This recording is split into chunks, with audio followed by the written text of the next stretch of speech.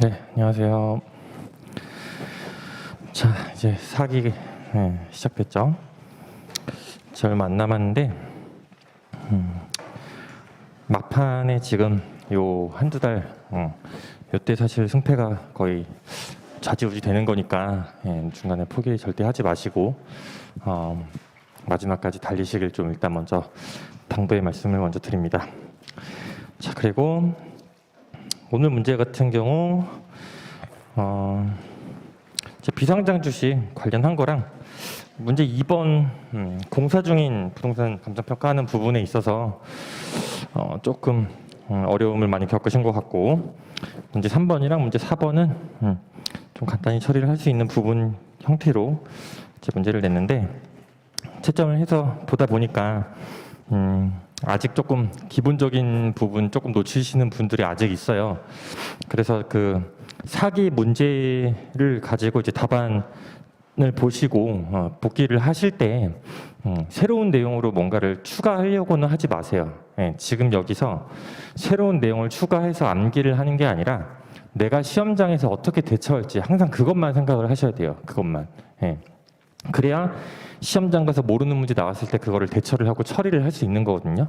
그 대처와 처리에 대한 기준을 제가 제시를 해드리는 거고, 그 생각하는 방향으로 하시면 충분히 꽈락은 안 나와요. 절대 꽈락은 안 나오니까 그렇게 일단 접근을 하시는 마인드를 좀 접근을 먼저 할게요. 그래서 자, 1번 문제 같은 경우 지금 비상장 주식 지난번에도 한번 내긴 했었는데,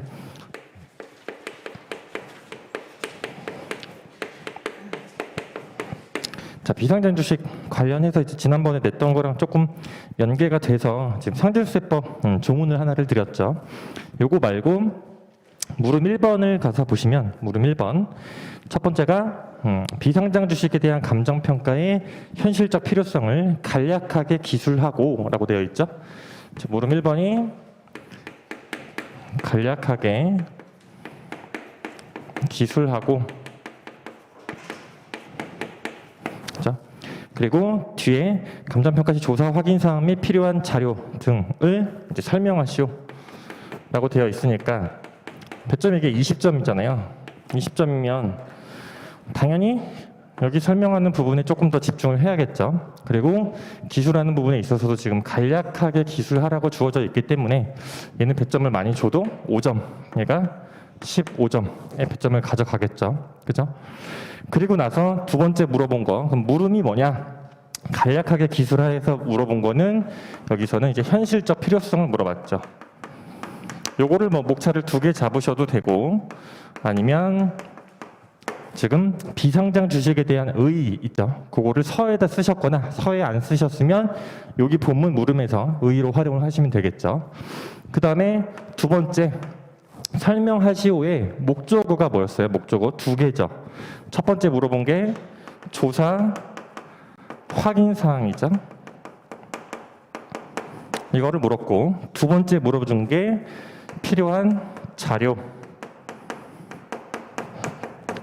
그래서 여기 보시면 제가 가격 자료 등이라고 주어졌어요. 이걸 왜 줬냐? 혹시나 다르게 쓸까봐, 그죠? 다른 얘기를 썼다고 해서 틀린 건 아니지만 문제에서 이렇게 제시를 했으면 제시한 방향대로 반드시 따라가셔야겠죠. 그죠? 굳이 다른 거를 먼저 생각할 게 아니라 이거를 먼저 생각을 해야죠. 그죠? 그래서 2개를 배점을 15점을 물어봤으니까 얘랑 얘가 반반 정도 기술이 돼야겠죠. 그죠? 그래서 배점을 대부분 많이 놓쳤어요. 그죠? 여기 사항은 지금 실무 기준, 요거는 요 문제뿐만이 아니라 이제 사기 때 기본적인 내용 저희가 정리하셔야 된다고 했잖아요. 약술 사항으로 정리해서 가져가셔야 되는 부분이에요. 오늘 문제는 비상장 주식만 냈지만 이거 자체로 정리를 하시고 끝낼 게 아니라 기본적인 대상 물건들 있죠. 근데 토지나 건물, 복합부동산 이런 거는 잘 안 나올 거 아니에요. 그런 건 나온다고 하더라도 뭐 쓰는데 크게 무리가 없을 거란 말이에요. 그래서 비상장 주식, 그다음에 기업 가치, 비상장 주식과 연결해서 쓰는 애들이 있죠. 그다음에 영업권, 그다음에 지식재산권,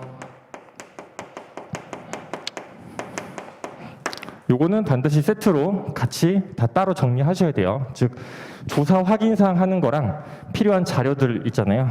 요거는 반드시 약술로 최소한 10점으로는 암기를 하셔서 가져가셔야 될 부분이에요.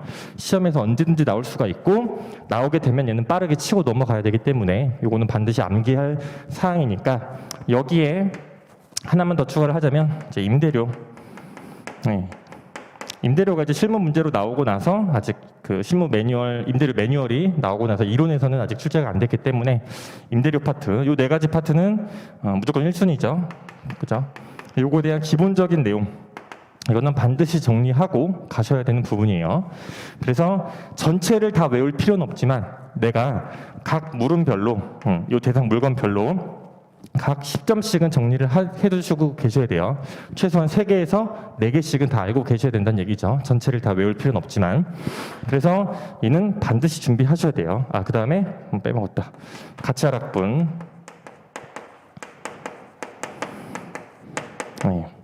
이것도 이제 보면 여진평가사가 이제 약술로 종종 내는 걸로 알고 있는데 원성 회복의 뭐 복구 기간이라든가 회복 비용이라든가 이런 내용들이 있었죠. 9가지 정도. 그것도 같이 연동해서 이는 최대한 가져가셔야 된다. 그래서 여기 부분에 있어서는 지금 뭐 예시답안으로 이거는 볼게요. 예시답안 이쪽 가서 보시면 계속 기업의 전제를 일단 확인을 해야 된다라고 되어 있죠. 그래서 계속 기업을 전제로 할지 아니면 특별한 경우를 제외하고 계속 기업을 전제로 하는데 그 특별한 경우라고 하는 것은 청산 얘기하는 거죠. 그렇죠? 계속 기업과 청산 여기에 관련한 얘기가 일단 기본적으로 깔릴 거고 기업 재무제표에 대한 활용과 분석 얘기가 있죠. 세 번째가 이제 그 밖에 조사 확인 사항. 그래서 경제산업 기업 개요라든가 중요한 거는 소유 지분의 비중에 따른 지배력 있죠. 3쪽에 보시면 얘가 중요해요. 얘가 지분에 대한 비율. 그래서 소유 지분의 비중에 따른 지배력, 지분 가치와 관련이 되어 있기 때문에 얘가 좀 중요하고 또는 우선주 이런 것들이랑도 관련이 되어 있다 보니까 얘를 좀 반드시 기억을 해서 활용을 하시면 좋을 것 같고요. 그 밖에 필요한 자료에서 보시면 가격 자료에 거래 사례 자료, 수익 자료, 원가 자료들이 나와 있죠. 그렇죠? 이런 것들 활용하시면 되고 그 외에 지금 경제 분석, 산업 분석, 그다음에 내부 현황 분석 자료, 요게 지금 실무 기준에 다 나와 있는 내용들이에요. 요거는 기본적으로 갖고 가시고 여기 지금 말씀드린 5가지 요거에 대한 조사 확인 사항과 필요한 자료, 요것들은 최소한 3-4개씩은 암기를 해서 준비를 하셔야 되는 부분입니다. 자, 그다음에 물음 2번을 가서 볼게요. 물음 2번. 물음 2번을 가서 보시면 여기서 지금 혼란이 좀 많이 있으셨던 것 같은데 물음 2번을 가서 보시면 비상장 회사인 중소기업을 경영하는 A씨가 가업의 승계를 위해서 본인의 주식 중 일부를 아들에게 증여하려고 한다라고 되어 있죠. 그죠? 요거를 이제 몇몇 분들은 좀 헷갈려 하시는데 일반 거래 목적과 증여 목적이 다른 게 아니에요. 그죠? 일반 거래 목적들 중에 하나가 증여인 거죠. 그죠? 상속세로 할 수도 있고 증여로 할 수도 있는 거죠. 일반 거래에 시가 참고용으로 나갈 수도 있는 거죠. 그렇죠? 이렇게 접근을 하시고 이 경우 즉 이 증여하려고 하는데 해당 주식의 가치를 평가하기 위해서 적용 가능한 기준 가치 그래서 가액과 감정 평가 방법 그죠? 이걸 구조를 한번 다시 문제에서 볼게요. 물어본 게 뭐야?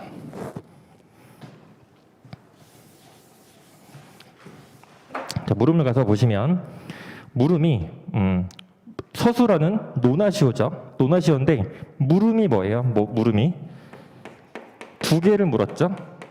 기준 가치와 그죠? 감정 평가 방법을 물었어요. 방법을. 자, 배점이 지금 20점이잖아요. 그렇죠?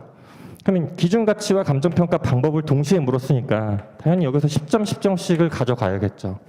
물어본 거에 집중해야 되잖아요. 그 외에 나머지 목차들은 부수적인 거란 말이에요.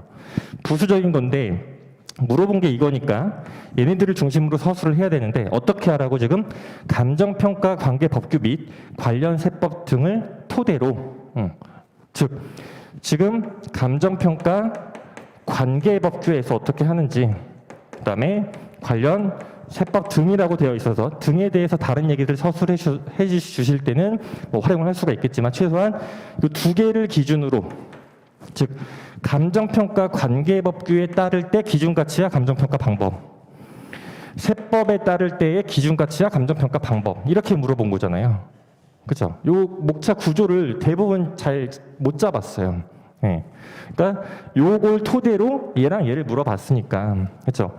감정평가 관계 법규에 따라서 얘랑 얘를 목차를 잡아서 활용하시면 되고, 세법에 따른 기준가치가 뭐고, 그때 감정평가 방법은 뭐고, 여기에만 집중해도 배점은 충분히 다 가져가겠죠. 그 외에 나머지 내용들은 배점이 크게 없는 내용들이에요. 그러니까 점수를 더 드리려고 해도 드릴 수가 없다는 얘기죠. 그래서 요걸 기준으로 일단 접근을 한 거고, 그러면 첫 번째 감정평가 관계 법규, 요거를 첫 번째 목차로 잡은 거죠. 얘가 1번, 얘가 2번이게 됐죠. 배점이 20점이니까 여기서 10점, 여기서 10점, 요걸 토대로 가는데 얘를 각각 동일하게 접근을 해야겠죠. 그죠? 그 목차를 뭐 2개씩 가져가셔도 되는데, 배점이 여기서 기준가치와 감정평가 방법, 그죠? 첫 번째 기준가치, 여기서 기준가치는 뭐예요? 비상장 주식을 할 때 시장가치겠죠. 그죠? 그래서 목차가 지금 첫 번째로 사쪽에 보시면 기준가치로서 시장가치라고 나와 있는 거고, 그죠? 그 다음에 두 번째 관련 규정에 있어서 감칙 규정을 하나를 활용을 했고요. 세 번째가 실무 기준을 목차로 활용을 했어요. 관계 법규에 실무 기준이 포함이 되니까, 그죠? 그래서 이렇게 조문에 따라서 목차를 활용을 해서 감칙 조문 자체에는 자기자본가치법에 의한 것밖에 없잖아요, 그죠? 그 외의 방법들을 서술을 할 때는 실무 기준에서 활용을 해야겠죠, 그죠? 물론 감칙의 제12조를 통해서 다른 방법으로 활용을 할 수도 있겠지만, 그렇게 접근을 한다고 하면은 주된 방법, 다른 방법, 이렇게 접근을 하실 수도 있겠죠. 그렇죠? 그래서 방법을 나눠서 접근하는 방법이 일단 첫 번째가 될 거고, 그 다음에 두 번째 그 세법 중에서 지금 조문이 상증세법이 들어가 있죠. 마찬가지. 얘는 그래서 기준 가액이죠. 문제에서 제가 그래서 기준가치하고 괄호하고 가액을 드린 이유가 요것 때문이죠. 왜? 얘는 기준 가액이라고 표시가 되어 있고, 이거는 지난번 3기 때 문제로 드린 적이 있었죠. 그렇죠? 그래서 이 기준 가액으로서 얘는 시가죠, 시가. 이 시가에는 그때 말씀을 드렸어요. 수용 가격이라든가 감정 가격 이런 것들이 포함되는 개념이다라고 했었죠. 그죠? 그래서 이시다반 6쪽에 가서 보시면 오른쪽에 기준 가액으로서 시가가 뭘 말하는지, 불특정 다수인 사이에 자유롭게 거래가 이루어지는 경우에 통상적으로 성립된다고 인정되는 가액. 이건 지난번에 문제를 냈던 거예요.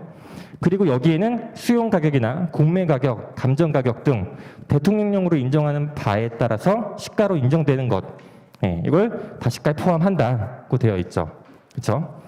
두 번째가 여기는 지금 제가 세법이라고 했지만 목차가 지금 상증세법으로 들어가 있잖아요. 여기에 따라서 원칙적인 방법, 예외적인 방법, 그러니까 주된 방법이나 다른 방법으로 했을 때도 틀은 연계가 될 수가 있겠죠. 그렇죠? 이렇게 활용할 수도 있을 거예요.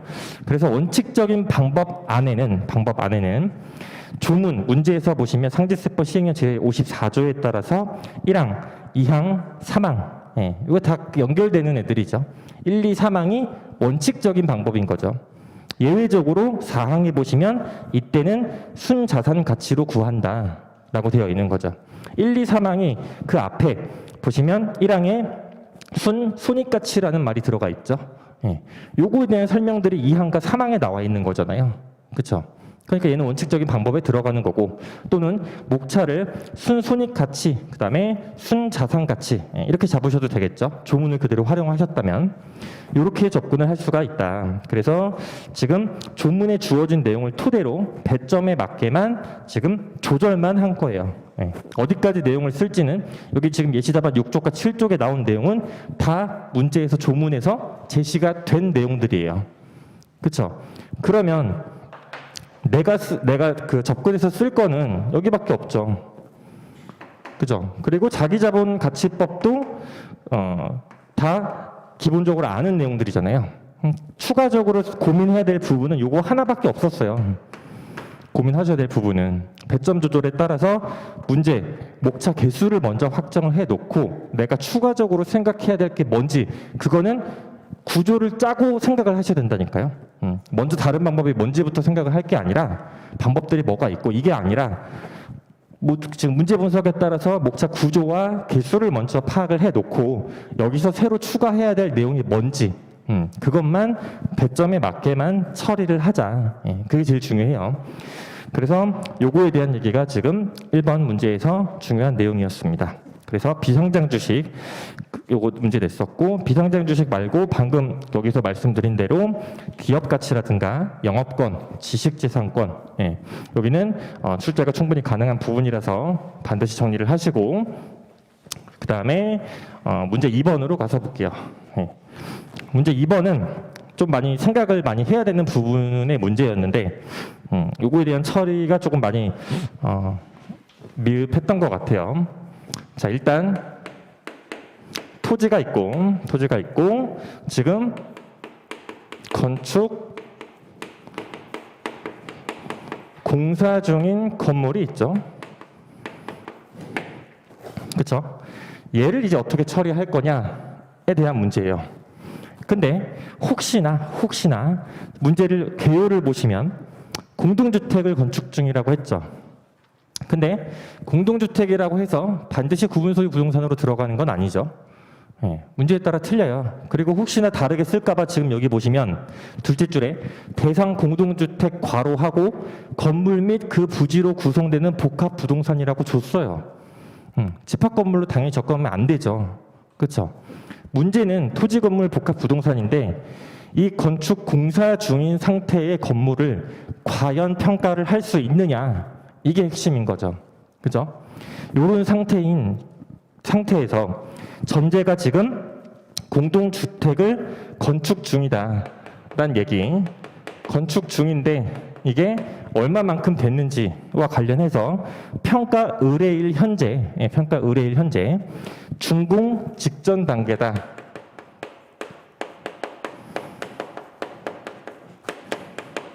이렇게 이제 힌트를 하나를 줬는데 준공 직전 단계라고 해서 얘를 반드시 평가할 수 있냐? 그건 다른 얘기예요. 판단을 다시 해야 된다고요. 그래서 요거와 관련해서 일단 세 번째 줄 보시면 비사는 준공 후에 그죠? 비사가 지금 준공되고 난 후에 그죠? 그때 대상 부동산을 일괄 임대해서 투자 목적 부동산으로 운용할 예정이다. 준공 후에 얘는 임대해서 운용을 할 거다. 이런 상황인 거잖아요. 그렇죠? 그럴 때 임대를 하는 과정에 있어서 여기서 부수적으로 들어간 게 시사와 임대차 계약서 그리고 임대차 계약 기간은 준공 후 5년. 그죠? 준공 후 5년간 임대차 계약을 맺은 거예요. 그죠? 근데 여기서 혼동을 되게 많이 하신 게 지금 뭐를 평가하는 거예요? 토지 건물을 평가하는 거죠. 둘째 줄에 보시면 비사는 대상 공동주택의 가격에 대한 감정평가를 원한다고 했지 임대료를 평가하라는 얘기가 있어요? 전혀 없어요. 근데 여기서 기준 시점 이런 얘기들 보시면 임대 개시 시점 얘기가 나온다든가 임대료에 대한 감정평가 얘기가 나올 거리가 아예 없는 애예요. 그죠? 근데 그 얘기를 왜 했어요? 대상 물건이 뭐냐고. 대상 물건은 지금 토지랑 건물이잖아요. 복합 부동산이라고 주어진 상황인 거고 임대료는 아예 논 외의 대상이에요. 여기서는. 그죠? 그리고 나서 물음 1번을 볼게요. 문제를 잘 보셔야 되는데 대상 물건의 확정에 대해서 기술하라고 했죠.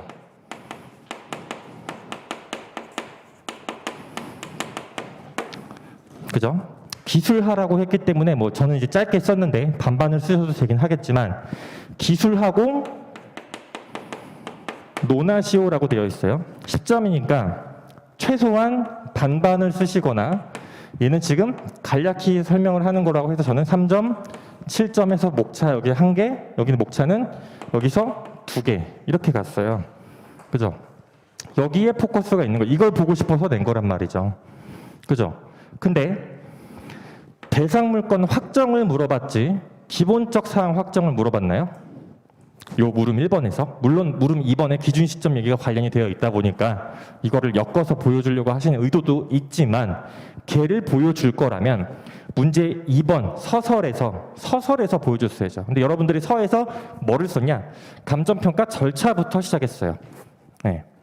그게 아니죠. 물음 1번은 대상 물건 확정, 물음 2번은 기준 시점이잖아요. 요거의 상위 개념은 기본적 사항의 확정이죠. 서에서 쓸 거면 기본적 사항의 확정을 서에다 쓰셨어야죠. 그죠? 3번은 본건의 임대료 수입 파악 시 유의해야 할 사항이잖아요. 임대료 감정평가예요? 아니죠. 임대료를 파악할 때 임대료 수입을 얘는 그러면 왜 파악하려고 하는 거겠어요? 본건의 토지 건물 복합 부동산을 평가할 때 활용하려고 지금 그거를 물어본 거잖아요. 그렇죠? 다른 얘기잖아요, 전혀. 그러니까 서에다 쓸 거면 기본적 사항의 확정은 서에다 쓰셨어야 되는 거예요. 기본적 사항의 확정은. 그렇죠? 대상 물건 확정 자체를 물어봤잖아요. 그렇죠? 그럼 대상 물건 확정에 대한 개념이 있을 거고 지금 다시 보시면 건축 중인 건물은 감정평가의 대상이 되는지를 물어봤어요. 여기 물음이 뭐라고요? 건축 중인 건물이 감정평가의 대상이 되는지를 물어봤다고요. 앞에서 대상 물건 확정을 물어보고 얘를 물어봤잖아요. 다시 말하면 얘는 건축 중인 건물을 대상 물건으로 잡을 수 있냐 없냐를 물어본 거지 조건부 평가를 물어본 게 아니죠. 그죠? 조건부 얘기를 너무 많이 썼어요. 그게 보니까 무슨 의도인지는 제가 모르겠는데, 그죠? 이거는 지금 이 건물 공사 중인 건물을 평가 대상으로 확정 잡을 수 있냐 없냐 문제지, 그죠? 그 조건에 대한 얘기가 아니란 말이에요. 예, 그거를 너무 간과했다. 예. 그래서 요런 현업 얘기만 일단 드리면 건축이 공사 중인 건물, 자 준공 직전 단계를 빼고 볼게요. 건축 공사 중일 때 가장 중요한 건 뭐겠어요? 공정률이죠. 건물 골조를 어디까지 올렸는지 철콘조라고 했을 때 구조를 다 짓고 외벽만 지금 뭐 남아있는 상태인 건지 그런 것들에 따라서 평가 대상으로 삼을지 말지를 판단을 하는 거고 실무 문제에서 보셨을 텐데 뭐 이런 거 60%면 원가 기준으로 가산을 하던가 준공 후 기준으로 감가를 하던가 이런 식으로 접근을 하죠. 그죠? 근데 이거에 대한 얘기를 전혀 이제 그 생각을 못했다는 거죠. 조건 얘기만 지금 어디서 꽂혔는지 왜 그러는지 저는 요거는 잘 판단이 안 되는데 예, 조건 얘기 너무 꽂혔어요. 그리고 준공 직전 단계라고 해서 여러분들이 상당수 많이 답안지에 서술한 표현이 뭐냐면 본건이 등기가 될 거라고 좀 확정을 하고 있어요. 여기 문제에서는 사실 그걸 가지고 단답식으로 사실 판단을 하면 안 돼요. 임대차 계약을 맺고 있다고 하더라도 임대차 계약의 조건은 뭐예요? 다시 보시면 준공 후 5년이에요. 준공이라는 말은 사용 승인이 나고 나서부터 임대차 계약이 발생을 한다는 얘기잖아요. 그렇죠? 건물이 준공 직전이라고 하더라도 그 상태에서 5년이 넘을 수도 있어요. 그죠? 제일 대표적으로 신림역 앞에 신림역 앞에 보시면 건물 짓담한 거 그거 거의 뭐 지금 7, 8년째 되고 있잖아요. 그렇죠? 사용 승인이 무조건 나야 돼요. 근데 이게 적법하게 등기가 될 거를 바로 전제로 해서 평가를 하면 안 되겠죠. 특히 담보에 있어서는 건축 공사 중인 건물 이렇게 잡혀 있으면 특히나 준공 직전 단계라고 하더라도 담보를 할 때 현업에서 절대 건물 평가 안 해요. 절대 안 해요. 언제 하냐? 건축물 대장 나오면 해요. 예, 대장이 무조건 나와야 해요. 왜? 물적 사항을 확정을 할 수가 없잖아요. 물적 사항은 등기랑 대장 중에 뭐가 먼저 나요? 대장이 먼저 나죠. 물적 사항은 대장이 먼저 나고 그 다음에 등기가 돼요. 권리관계는 등기가 먼저 나고 대장이 바뀌는 거예요. 그러니까 물적 사항과 관련해서 이걸 확정할 수가 없는데 이거를 너무 단답식으로 지금 접근을 했다는 거죠. 그렇죠? 그래서 대상 물건을 할 때 과연 얘를 평가를 할 수 있냐 없냐에 대한 논의가 있는 거예요. 논의가. 그래서 8쪽 가서 보시면 이시답안에 건축 중인 건물의 평가 대상 여부 이걸 물어봤는데 이걸 목차로 잡은 분이 별로 없어요. 예, 평가 대상이 되냐 안 되냐를 물어봤잖아요. 여부잖아요. 그럼 그거에 대해서 답을 해야죠. 조건 검토하고 6조 2항 검토하고 합리성, 적법성, 실현 가능성 이걸로 배점을 채우면 이건 점수가 사실 없는데 너무 많이 그렇게 써가지고 점수는 제가 드리긴 했거든요. 드리긴 했는데 그걸 물어본 게 전혀 아니다. 조건 얘기가 아니다. 보시면 건축 중인 건물은 그 성격상 완성 후의 이용 상황과 건물의 상태를 알 수가 없죠. 특히나 도면은 실제 그 계획과 항상 다르게 나타난단 말이에요. 그래서 구쪽 가서 보시면 준공 이전에 권리관계가 일단 확정도 안 되죠. 따라서 일반적으로는 감정평가 대상이 될 수가 없죠. 일반적으로 당연히 안 되는 거예요. 그리고 나서 사안의 경우를 보시면 의뢰일 현재 준공 직전이기 때문에 현장 조사 이래 물적 확정이나 확인이 가능할 수 있다고 한 거죠. 준공 직전이면 거의 건물이 완성된 상태라고 볼 수가 있는 상태라면 그러면 할 수 있지만 다만 예외적으로 본건의 경우 조건으로 할 수도 있다는 거예요. 그렇죠? 조건이 중심이 되면 안 돼요. 그래서 사안에서 지금 목적이 명확하진 않지만 지금 타인과의 거래 관계가 아닌 B사의 지금 만약에 내부 의사 결정 목적이다. 그러면 할 수도 있다는 거죠. 그렇죠? 걔를 기준으로 담보 절대 못 해요. 절대 못 나가요. 그 다음에 물음 2번도 그래서 마찬가지예요. 물음 2번을 생각보다 양을 굉장히 적게 쓰셨는데 기준 시점에 대해서 약술하고 어느 시점으로 해야 할 것인지 논하라고 했죠. 그죠?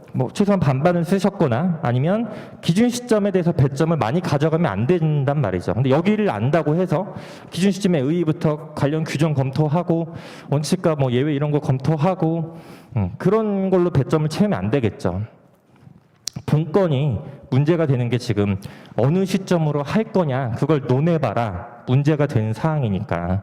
그렇죠? 그래서 예시답안 보시면 감칙 규정에 검토해서 기준 시점의 의의와 원칙과 예외만 간단히 들어가 있죠.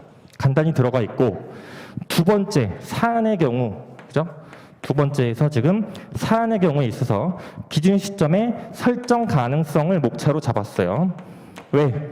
논의가 되는 부분을 먼저 보여주고 나서 그래서 본건은 뭘로 쓸 거냐의 문제란 말이죠. 첫 번째, 그래서 준공 전에 준공 직전이니까 준공이 되기 전에 그때 현장 조사를 할 수가 있겠죠. 기준 시점을 설명하는 거를 사안 포섭을 하실 때 다른 얘기를 쓸 게 아니라 그 사안 포섭 그 기준 시점에 개념을 가지고 포섭을 하셔야죠. 가격 조사를 완료한 날짜잖아요. 그래서 어떤 분이 그 답안에 누구인지 제가 까먹었는데 가격 조사 완료가 가능한 경우 그다음에 가격 조사 완료가 불가능한 경우 이렇게 목차를 잡아서 처리하신 분이 있거든요. 굉장히 합리적이죠. 그렇죠? 그 안에 개념 가지고 그대로 목차 활용해서 포섭한 거잖아요. 그래서 여기서도 보시면 구쪽에 밑에서 두 번째 줄 볼게요. 다만 예외적으로 기준 시점을 미리 정하였을 때 그 날짜에 가격 조사가 가능한 경우에만 기준 시점으로 할 수 있다. 제가 말을 잘못했네요. 그 목차가 가격 조사가 가능한 경우, 가격 조사가 불가능한 경우에 이렇게 잡았었어요. 그래서 여기에 있는 내용을 토대로 그냥 활용을 한 거잖아요. 그렇죠? 그래서 지금 설정 가능성을 문제로 봤을 때 첫 번째 보시면 준공 전에 현장 조사를 하고 크게 네 가지로 볼 수가 있는 거예요. 그리고 나서 준공 전을 그냥 가격 시점으로 하는 경우, 그렇죠? 이때는 현황이겠죠? 지금 있는 상태, 즉 완성된 상태가 아니라 공사 중인 상태대로 평가를 한다는 얘기인 거고, 두 번째 준공 전에 현장 조사를 하고 그리고 나서 준공 후에 요때가 조건을 붙여서 할 수 있는 경우예요. 요때가. 그렇죠? 둘째가 조건을 붙여서 이미 건물이 완성된 상태를 기준으로 나와 있는 거고, 그 다음에 세 번째 현장 조사 자체를 언제 하냐? 준공 후에 하면 되겠죠. 그렇죠? 준공 후에 하고 그리고 나서 평가 자체를 준공 후에 하면 그냥 지금 상태대로 평가를 하면 되겠죠. 그렇죠? 그 다음에 준공 전, 여기는 준공 전에 하고, 그 다음에 조건 없이 하는 거고, 네 번째가 준공 후에 현장 조사하고 준공 후를 기준으로 현황대로 평가를 하면 되는 거겠죠. 그렇죠? 이러한 논의가 있는 부분에서 그러면 지금 이 상태에서 본건은 뭘로 해야 될 거냐에 대한 그 답은 정해져 있진 않지만 조건에 대한 논의로만 너무 끌고 갈 게 아니라, 그죠? 보통 그래서 현업에서 이런 물건 언제 한다고요? 준공 후를 기준으로 해서 가격 조사를 완료를 하고 준공 후에 현황을 기준으로 평가를 하는 거죠. 이게 가장 일반적인 거예요. 그래서 담보할 때 사실 이 외의 경우는 사실 거의 없어요. 조건으로 나가는 경우는 그렇게 많지 않아요. 담보가 아닌 목적에서는 간혹 쓰여요. 그래서 아까 앞에 사안의 경우에서 어떤 게 들어가 있어요? 비사의 내부 의사결정 목적을 하는 경우라면, 그죠? 그때라면 뭐 조건을 붙여서 할 수도 있다. 이런 얘기가 들어가 있는 거고.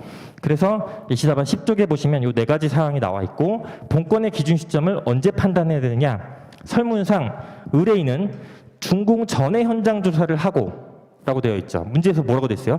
평가 의뢰일 현재 준공 직전 단계인데 그때 평가 의뢰를 한 거잖아요. 그렇죠? 그리고 나서 공동주택의 가격에 대한, 즉 그 건물 및 그 부지로 구성되는 복합부동산이라고 줘서 준공 후를 기초로 요구하는 것처럼 보인다, 의사가. 그렇죠? 그러나 당연히 미래 시점은 결과가 불확실하니까 원칙적으로는 안 되죠.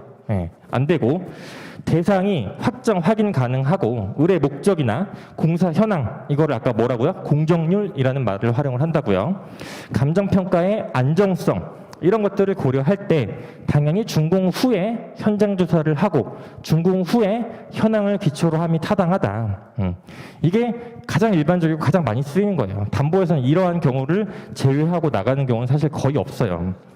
그리고 넘어가면 이 외에 조건을 할 수 있는 경우와 검토 가능한 경우를 붙여서 검토를 해서 조건을 붙여 할 수도 있다. 그죠? 조건이 주된 게 아니란 얘기죠. 자, 그 다음에 물음 3번. 임대료 수입 파악 시 유의점. 그쵸? 요것도 사실 정확한 논점을 캐치하신 분들은 사실 거의 없었어요. 한두 명 정도 있었던 것 같은데. 자, C사와의 임대차 계약이 현재 체결되어 있어요. 그쵸?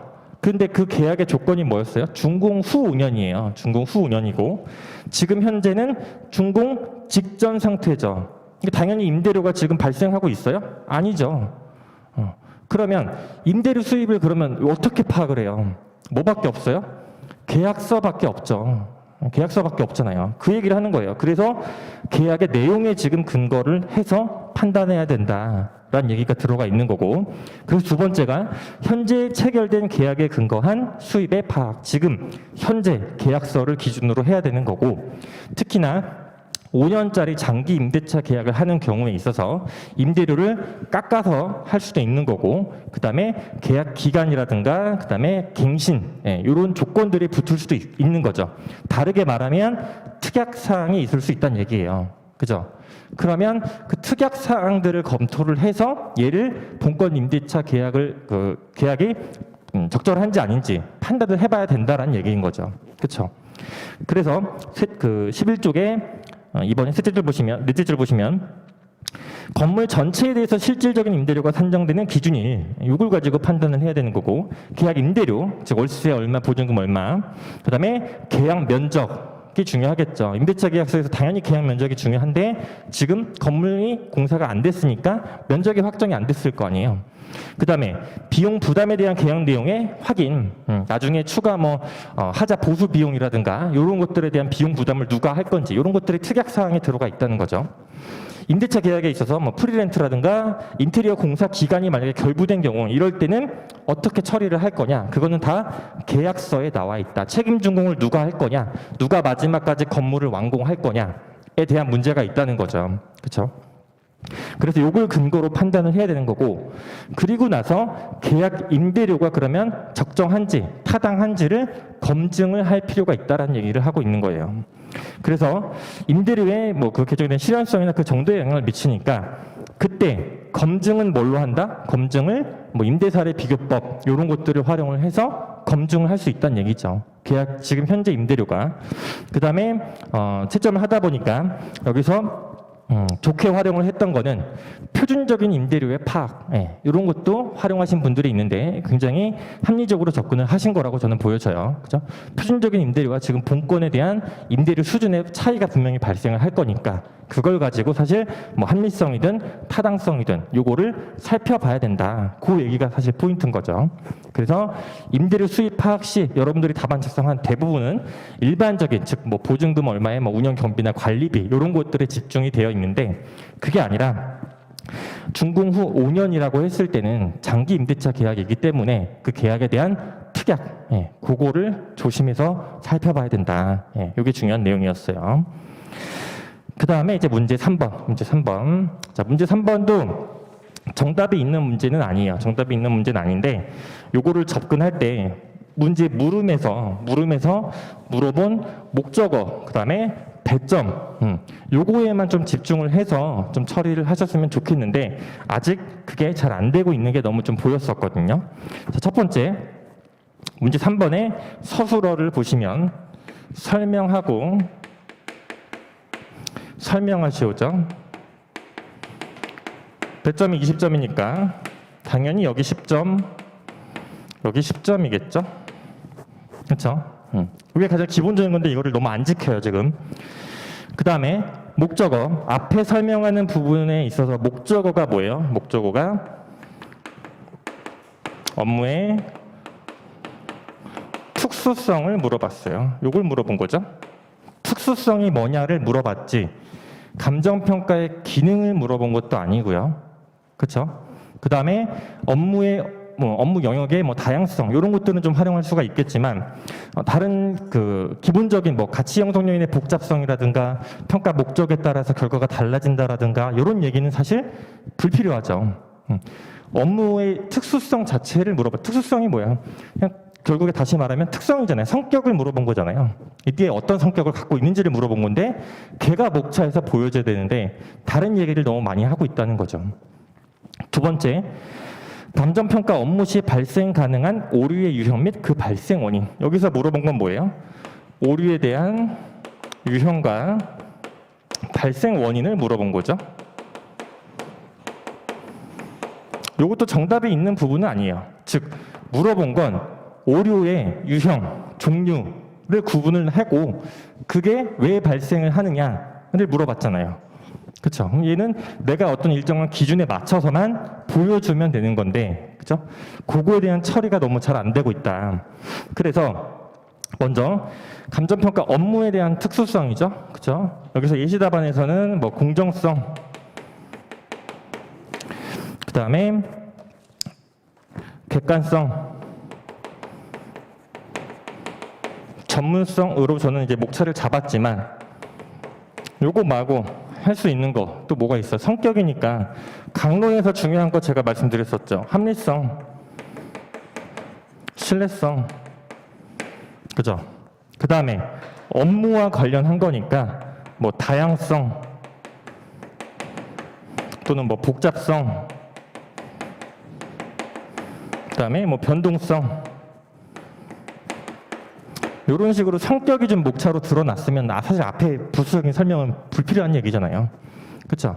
특성이 어떤 것들이 있냐 평가 업무에 있어서 그래서 이 성격 자체를 목차로 그냥 대놓고 보여주는 게 가장 좋다라는 얘기인 거죠. 그렇죠? 여기 내용 서술은 만들었으면 되는 거예요. 여기는 그렇죠? 그리고 나서 오류의 유형 및 발생 원인인데 이거는 예시 목차만 일단 먼저 보시면 허용, 그 다음에 인위적 오류가 있고 능력 부족 이렇게 되어 있는데 이 제목 자체는 기억할 필요가 전혀 없어요. 전혀 없고 분류를 내가 어떻게 할 건지만 판단을 하시면 되거든요. 허용 오류라고 하는 거는 즉 오차 범위 내에 있어서 다시 말하면 수용 가능하다, 받아들일 수 있다 이런 정도의 오류를 얘기를 하는 거죠. 그렇죠? 인위적 얘기는 뭐예요? 고의죠, 고의. 그렇죠? 능력 부족은 뭐예요? 실수, 오기, 오산, 잘못 이런 거잖아요. 그렇죠? 내용은 이런 건데 제목 자체를 기억하기보다 여기서도 내용을 접근을 하실 때 이제 몇몇 분들이 앞에 목차와 좀 연결성을 위해서 활용을 하시는 것들이 있어요. 그게 뭐냐? 이 앞에 문제를 다시 보시면 감정평가 업무 시 발생 가능한 오류의 유형 및 발생 원인인데, 그죠? 물음이 오류의 유형과 발생 원인을 직접 물어봤음에도 불구하고 감정평가 업무 시에 포커스를 두고 이 업무를 나눠서 접근을 하신 분도 있다. 그죠? 그것도 가능하겠죠. 가능은 하지만 내용을 답안 여러분들이 그 목차를 토대로 답안 작성한 걸 보면 중복되는 경우가 많단 말이에요. 그렇죠? 즉 구조 자체는 감정평가 업무 시라고 주어졌으니까 얘를 목차 구조를 나눠서 접근할 수 있어요. 감정평가 업무를 그럼 분류를 해야겠죠. 그렇죠? 그래서 가치 추계 업무가 일단 있을 수가 있을 거고요. 뭐 비가치 추계를 할 수도 있지만 뭐 컨설팅이나 그다음에 평가 검토 뭐 이런 식으로 업무를 분류를 해서 즉 얘를 분류해서 목차를 가는 방식도 접근성은 굉장히 좋단 말이에요. 다만 이렇게 접근을 해서 쓰게 되면 내용이 비슷해져요. 비슷해지는데 여러분들이 답안 쓰신 것들 중에서 조금 접근을 달리 하셔야 될 부분은 감정평가 업무시잖아요. 감정평가 시가 아니잖아요. 그렇죠? 그래서 무슨 말을 하고 싶냐면 여러분들이 답안 쓰신 것들 중에서 대상물건 확정 시의사항이라든가 자료 수집 및 정리 시의사항, 즉 절차를 가지고 포섭을 한 게 있단 말이에요. 아예 틀렸다는 건 아니지만 걔는 감정평가 시 전체에 대한 얘기인 거니까, 그렇죠? 그렇게 가는 것보다는 얘를 쪼개던가 아니면 얘를 쪼개서 접근을 하는 게 맞겠죠. 얘를 직접적으로 물어봤으니까. 우리의 유형이 뭐 어느 책에 뭐가 정답이 있는 게 아니잖아요. 유형을 자기가 어떤 분류 기준에 따라서 나누면 된다는 얘기예요. 그죠? 그랬을 때 요거를 모른다고 전제할 때 저라면 자 오류와 관련한 건데 오류는 어쨌든 잘못한 거고 실수를 한 거죠. 그렇죠? 그거를 생각을 해보면 법규에서 여러분들이 상당히 많이 봤던 용어들이 많이 있을 거예요. 학설에도 많이 나오고.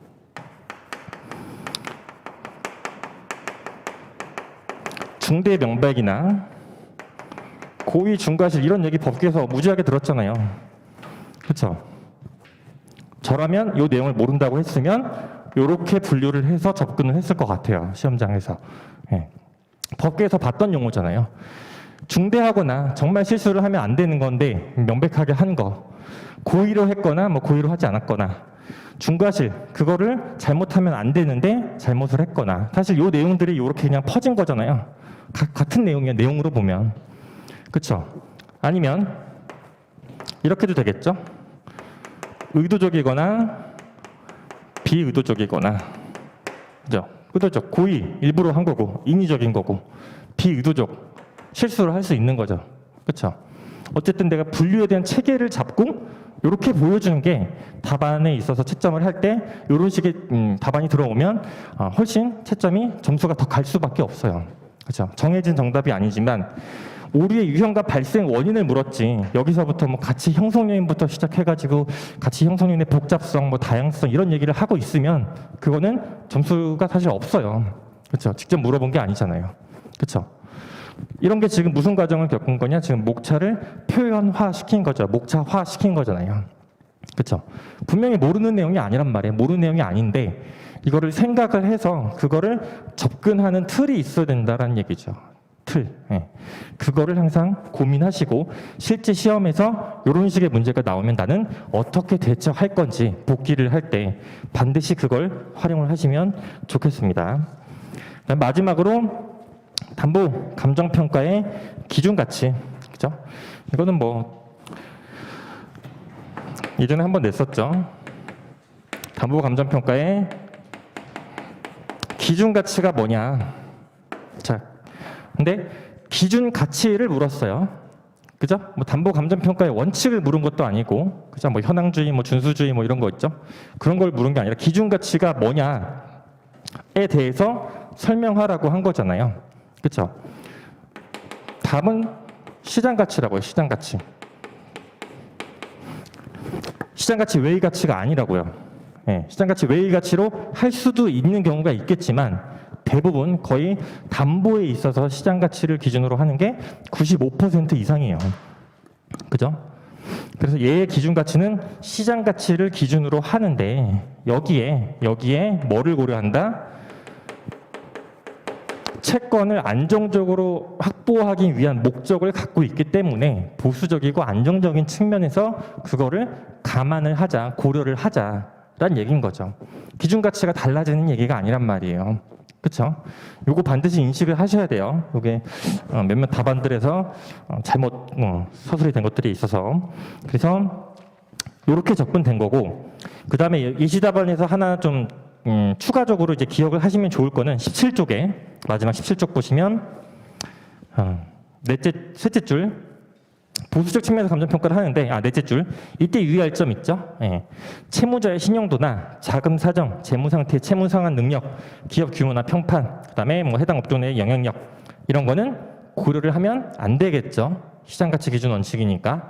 그러면 요거를 다시 다른 표현으로 바꿔보면 시장 가치 기준 원칙이기 때문에 객관적으로 해야 되기 때문에 이러한 주관적인 사항은 고려를 안 하는 거죠.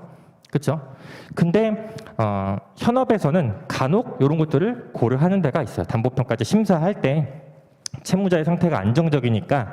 근데 채무자의 상태가 안정적이라서 그랬다기보다는 채무자의 신용 상태가 안정적이면 채권 회수가 안정적이라서 얘를 고려를 한 건 거죠. 그죠? 채무자 자체의 문제가 아니라 채권 회수를 할 수 있냐 없냐를 가지고 판단을 하는데 몇몇 이제 법인들에서는 이러한 사항들도 함께 고려를 한다. 심사할 때 그러한 내용들이 들어가 있는 거지. 여기 지금 고려하지 않는다라고 하는 거는 원칙적으로는 객관적인 걸 기준으로 하다 보니까 이 자체는 고려를 하지 않지만 채권 회수에 불안정성을 띠게 되는 요소가 있다면 걔는 고려를 해야겠죠. 그렇죠? 좀 뉘앙스의 차이를 아시겠죠? 그래서 이렇게 정리를 하시면 될 것 같고 오늘은 이제 여기서 마치는 걸로 하겠습니다. 고생하셨습니다.